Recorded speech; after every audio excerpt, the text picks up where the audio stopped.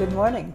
Welcome to Village in Motion. Today's Wednesday, April 17th, 2019, and it's a beautiful day outside. Enjoy it. And we're here this morning with Joanna Long from Outpatient Rehab. Good morning. Good morning. How are you? Fine, thank you. We haven't met before, so now I have to be curious. Tell me a little about you. Well, I've been working here at Green Spring for about 13 and a half years. So I'm the only person in Green Spring who hasn't met you before. But I've been practicing physical therapy almost 26 years. Terrific. So, and I've worked in both outpatient and also, actually I'm currently working in Garden Ridge. Good. That's great. I'm sure they're happy to have you. It's a good field. So you've come here this morning to talk about what? I wanted to talk about the proper use and proper height of assistive devices, walkers and canes. Walkers and canes. Is there any other kind of assistive device that someone might use? A rollator would be a form of a walker. Yes, the rollator, a lot of people get a little confused. The rollator, which you see a lot of the residents in the community using, are the ones with the four wheels and a seat and the handbrakes. So that's what we consider a rollator. Okay. A front wheel walker or a rolling walker are the ones that have the two wheels in the front, and on the back people will have maybe like the plastic skis, or sometimes people will put tennis balls on the back to help them glide a little bit better. Yeah. Tennis balls wouldn't be so good on carpet, I don't think. No, I think a lot of people tend to veer more towards the plastic skis. Yeah. Okay. So where would you like to start with? Which one? Well, I'll start with I can do the cane because this one isn't as involved as the walker. Okay. But with the cane, one thing that's important is the curve of the cane should actually be towards you. I've seen some people walking with it this way. I didn't know that. And you're not going to have the support. The support is with the curve towards your body. So that's why it's important to hold it in this fashion. So you want it to point toward you. Correct. You want the curve towards you.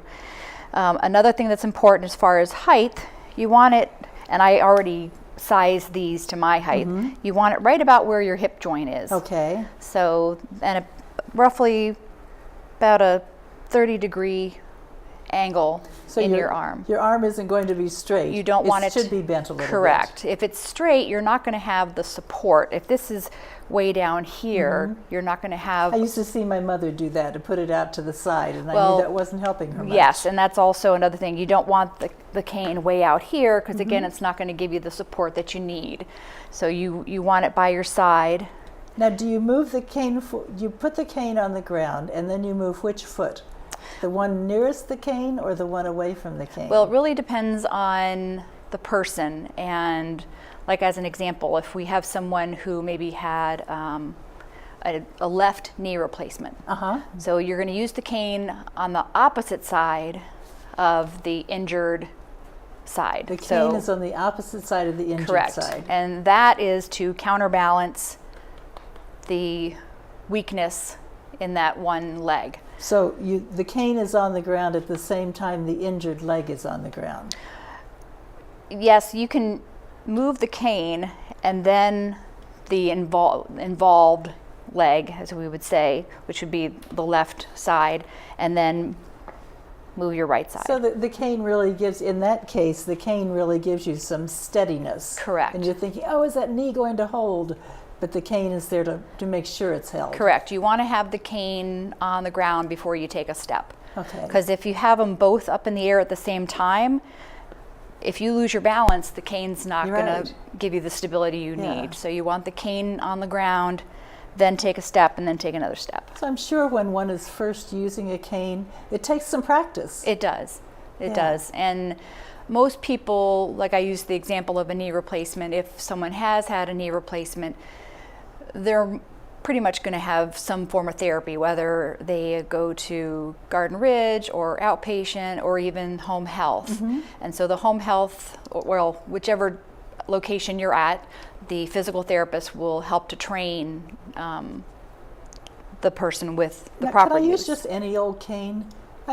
People have canes that, are passed down from their grandfather and all. And a lot of, I know we have a whole bunch of them. Can I just use any one of those? Well, it's best to have a cane that's fitted to your proper height. Okay. I know a lot of people have canes that maybe they bought on a trip overseas and oh, it's beautiful and gorgeous, and I completely understand, you have things that mean a lot to you, but some might be better just for looks and as a souvenir, so to speak. Right. But as far as practicality and safety, it's best to have one, like an adjustable cane that you can adjust to your proper height, because the proper height is very important for stability, main reason, and well, safety also. So can you in physical therapy help me to get my cane to the right height if I have to use a cane? Yes. And can I just show up at one of the physical therapy clinics and say, hey, I need help? You can, depending on the time of day, they might not be able to help you right that very second, but they might say, give us 10 minutes or whatever it may be, but it should only take a minute or two. Okay. That's to good. size it to the proper height. Now, one thing, I've noticed people walking sometimes with two what look like ski poles. Those are fine. I have seen a lot of people that do prefer to use those. I don't. Each therapist has their own idea on, what they agree with or think is appropriate. I wouldn't say they're bad. There are some people that I see using two canes, and that's a little different. If I see someone using two canes, my professional opinion, they need probably a walker. It'd be better for them to have a walker. Because if they're needing bilateral or support on both sides, then to me that means they need more support than what one cane is giving them. Yeah. So either a walker or a rollator. So they've probably added one because they didn't feel steady. Correct. Yeah. Okay. So, but the walking sticks seem to do well for a lot of people. Good. So. Yeah, I guess one advantage as I look at them is the person is usually standing up more straight than on the cane. Yeah. So let's talk about the walker. Well, with the walker. Take that. Oh, thank you. So with the walker, and again, I sized this to my height. You also, like with the cane, you want to have it at about a 30-degree angle bend in your arm and around the height of your hips. One of the things that's very important with a walker, besides the proper height, is where you have it close to your body. Okay. One thing that I see a lot of residents in the community with, probably more so with the rollators, the four wheels, because they go faster, is having the walker out too far. So you're hurting your shoulders, you're hurting your back. Correct. And ruining your posture. Correct, all of the above. And also it's just not as safe. If the walker or the like rollator is way out here, if you're walking and if you were to lose your balance, you're going to go down because you don't have the walker right here for that stability. I remember my mother telling me that when she was trained to use her walker, they told her to get inside the walker. Correct. When we are always training people on proper use of walking with the walker or the rollator, we always tell them to keep the walker close to the body. And I see what you're doing. You're not moving anything but your feet. You're keeping the walker Correct. in the same relationship to your body. Yes. And the same is true for rollators. That is true. They should keep them close to their body. Yes. So I think, unfortunately, a lot of people, it's a habit for one, with the posture, and then the muscles, tend to get a little weak. Yeah. And then you start depending on it. You start leaning on it. Correct. And it's really hard to break that habit. For both your walker and your rollator, the idea is not to lean on it.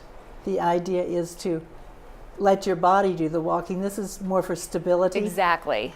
A lot of times we have to give people cues to try to relax your arms more. Use the legs. The legs are the part of the body that are supposed to be doing the majority of the work. Right. The arms and the hands are just basically for stability and not stability, but for guiding the walker. Right. So a lot of not times, there to go like if we hear someone and the walker's making a lot of noise, then that's telling me, oh, you're pushing down a little bit too hard into that walker. So try to relax your arms. For some people, it's scary. You know, if we have a lot of people that come to us for therapy who've had falls. And so it's very scary to get up and do the walking again because they're afraid they're going to fall. So they've got like a death grip on the walker. So trying to, you know, get them to relax and try to trust their legs a little bit more sometimes takes time. As with the cane, I hear a lot of people say, oh, I got a walker from a neighbor, or somebody died and gave me that walker. They need to come to you to have the walker adjusted, or the rollator. It would be a good idea. Also, and especially with rollators, because the rollators have the hand brakes, you can't always trust the condition that a rollator will be in, or even the walker.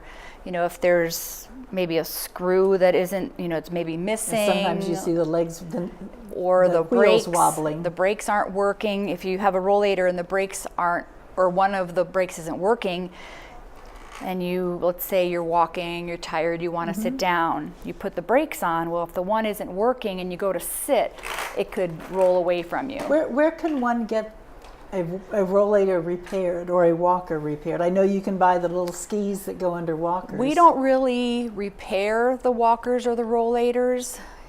Where could someone go for that? Well, usually if someone is just borrowing or was given a rollator from someone, if it's not in really good working order, usually we would recommend just purchasing a new one. And they're not very expensive. We always recommend checking Amazon on the computer, because there you're going to get the widest selection, see people's ratings, and you can pick and choose, you know, what big wheels, small wheels, what options you want. Okay, please sit down again. I feel like that's I'm okay. a bad hostess here. But we thank you for showing us those. As of right now, gosh, I'm sorry.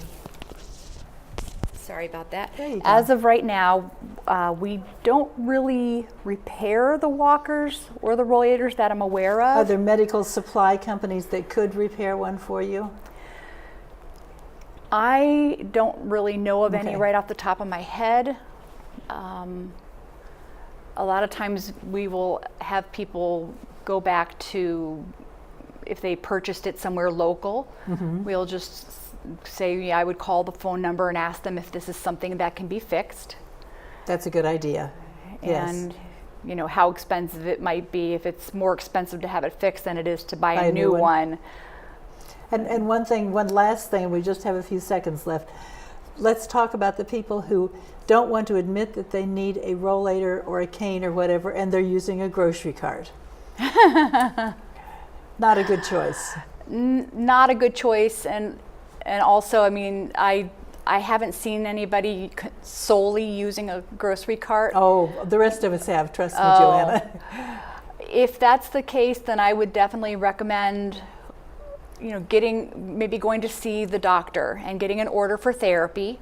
And that would be a perfect chance for one of the therapists to do an evaluation and decide on what's the proper, whether it's be a cane or a walker, what would be the proper assistive device. It seems to be kind of a psychological thing. If I'm is. using a grocery cart, then I don't look like I need an assistive device. And there's nothing wrong with using an assistive device. Correct. Okay. It's better to be safe than sorry. There you go. Thank you for joining us today. You're welcome. We look forward to seeing you another time. Thank you.